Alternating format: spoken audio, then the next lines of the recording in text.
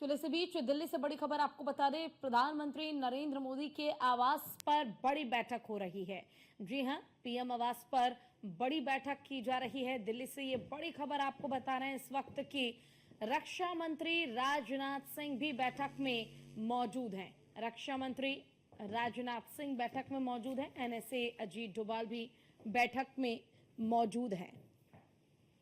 विदेश मंत्री एस जयशंकर बैठक में मौजूद हैं।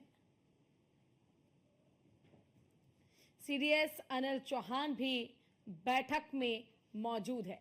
तो देखिए, फिलहाल पीएम आवास पर बैठक चल रही है। बैठक में तीनों सेना प्रमुख मौजूद हैं और पीएम आवास पर ये जो बैठक चल रही है, पहलगाम आतंकी हमले को लेकर ये बैठक की जा रही है। जो आतंकी हमला हुआ है उसी के मद्देनजर आगे क्या कड़ा रुख भारत को अपनाना चाहिए, ये सब कुछ इस प्लान में, इस बैठक में तय हो जाएगा। विदेश मंत्री एस जयशंकर बैठक में मौजूद हैं।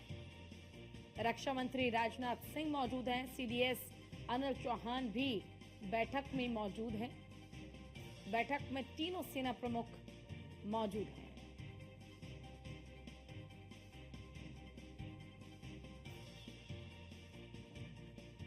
देखिए, दिल्ली से बड़ी खबर, पीएम आवास पर बैठक चल रही है। रक्षा मंत्री राजनाथ सिंह, प्रधानमंत्री नरेंद्र मोदी और इसके अलावा एनएसए अजीत डोभाल भी बैठक में मौजूद हैं। आपको बता दें कि विदेश मंत्री एस जयशंकर बैठक में मौजूद हैं।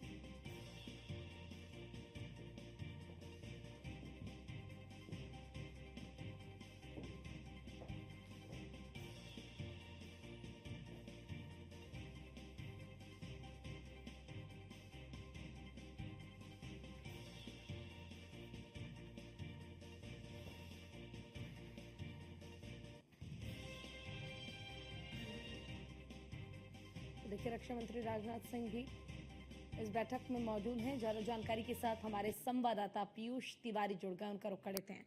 पीयूष, फिलहाल पीएम आवास पर बैठक चल रही है जिसमें न केवल रक्षा मंत्री राजनाथ सिंह शामिल हुए हैं बल्कि अजीत डोभाल से लेकर सेना प्रमुख भी इस बैठक में शामिल होने के लिए पहुंचे हैं।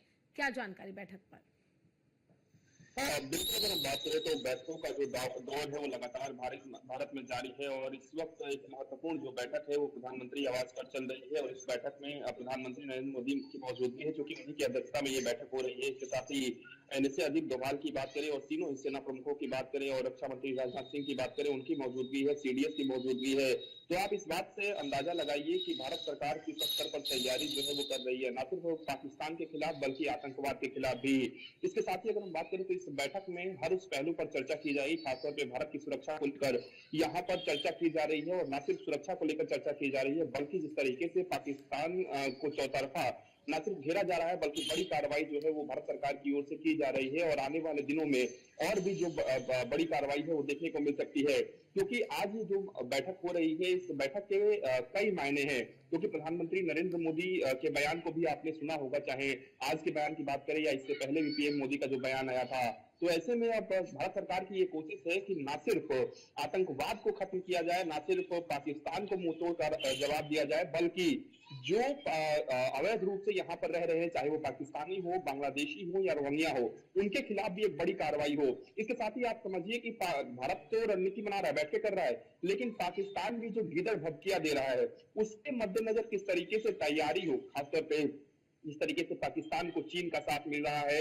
इसके साथ ही ये भी जानकारी मिल रही है कि टर्की भी जो है वो पाकिस्तान की तरफ जा रहा है और टर्की की ये कोशिश है कि वो मुस्लिमों के रहनुमा देश के तौर पर नजर आए। तो जो दो देश है वो पाकिस्तान का सपोर्ट कर रहे हैं और बांग्लादेश को भी भड़काने की जो कोशिश है वो पाकिस्तान कर सकता है। तो ऐसे में भारत सरकार की क्या कुछ तैयारियां रहेंगी।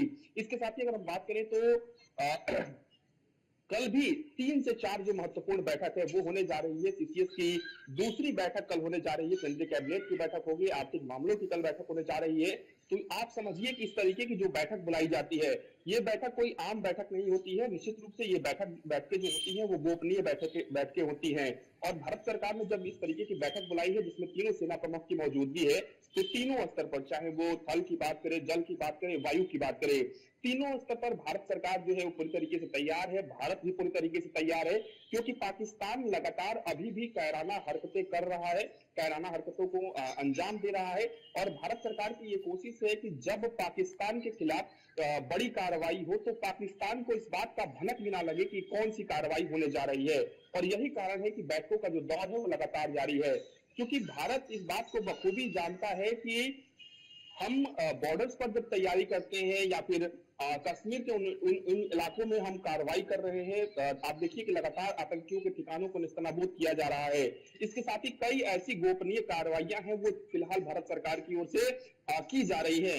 लेकिन एक बड़ा संदेश देना है, एक बड़ा मैसेज देना है कि भारत की तरफ कोई आंख उठाकर देखेगा तो भारत उसे करारा जवाब देगा, मुंहतोड़ जवाब देगा, जैसा कि हमेशा से ही भारत देता आया है।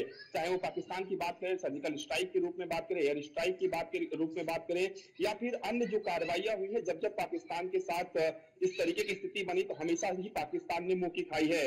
ऐसे में आज की ये बैठक कई मायनों में अहम है, चूंकि एनएसए अजीत डोभाल की भी मौजूदगी है। और जब एनएसए अजीत डोभाल को किसी बैठक में बुलाया जाता है तो इस बात का अंदाजा लगाइए कि भारत जो है वो कहीं ना कहीं एक बड़ी जो तैयारी है वो कर रहा है। अब कौन से मोर्चे पर भारत तैयारी कर रहा है? निश्चित रूप से आतंक के खिलाफ जो है भारत की कार्रवाई होने जा रही है, लेकिन एक बात स्पष्ट है कि ना सिर्फ ये आतंक के खिलाफ कार्रवाई हो रही है, बल्कि जिन लोगों ने आतंकियों को सह दिया, जिन लोगों ने आतंकियों को बढ़ावा दिया, जहां से आतंकी आए वहां पर भी ये कार्रवाई होने जा रही है। अब कार्रवाई कुछ घंटों में होगी, कुछ दिन में होगी, या और भी समय लगेगा, ये तो आने वाला वक्त बताएगा। लेकिन आप समझिए कि किस तरीके से इन बैठकों से ही पाकिस्तान जो है वो बौखलाया हुआ है।